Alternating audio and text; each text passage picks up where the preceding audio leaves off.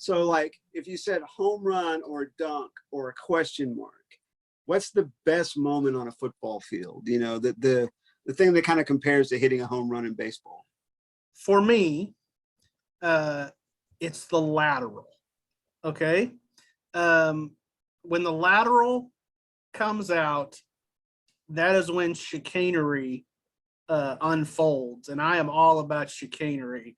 And it doesn't matter if it's a flea flicker, it doesn't matter if it's an option pitch or like a trick play, but the absolute best series of laterals are at the end of a game where you got nothing else to do but start pitching it around and trying to score. And so recently, I was watching an NFL game and they pulled off a pretty good flea flicker, and it got me on YouTube watching crazy lateral plays. And I was just like, this is the greatest thing that happens in football.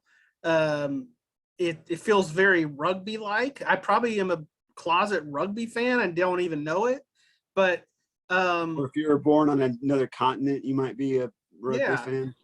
And obviously, some of the greatest plays in football history or most memorable were lateral plays, like Randy Moss's little, kind of no look pass that he did when he caught a long pass and then pitched it to another guy. Obviously, there's hook and ladders like the Boise State against Oklahoma, but one of the greatest ever was here in Texas about a decade ago. And this is a good tie-in for Central Texas high school football. It was Trinity University down in San Antonio playing some school in Mississippi.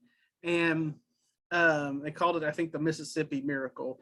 Trinity was down, and I want to still say it's maybe the most number of laterals that have ever worked. It was an insane amount. I think I just pulled it up on Wikipedia. But anyway, I remember after they pulled that off and won the game, I wrote a follow-up story or a column or something, because two Central Texas kids were on that Trinity roster that were involved in the laterals. One of them was Brandon Maddox from China Spring, and the other was Josh Hooten, who I believe was an offensive lineman from Robinson.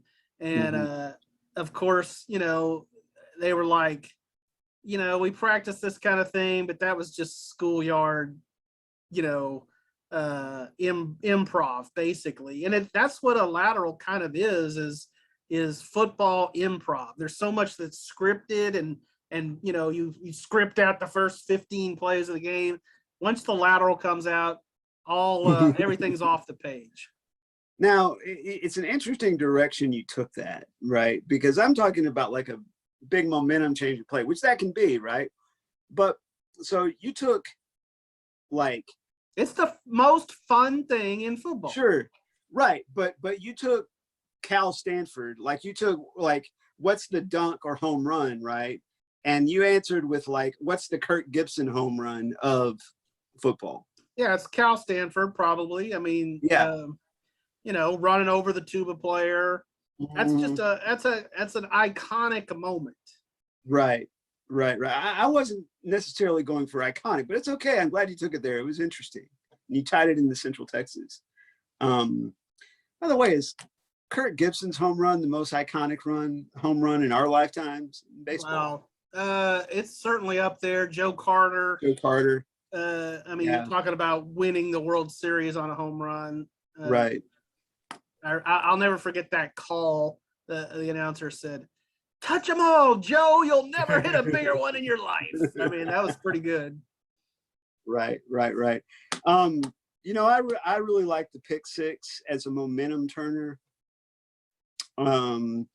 Football doesn't necessarily lend itself to the dunk or the home run because it's, so many people have to do, when a wide receiver gets open in the secondary, or at least has a couple of steps on a guy, and they throw the bomb and they score a touchdown that way, that's kind of the same thing, It's kind of that Yeah, huge breakaway play.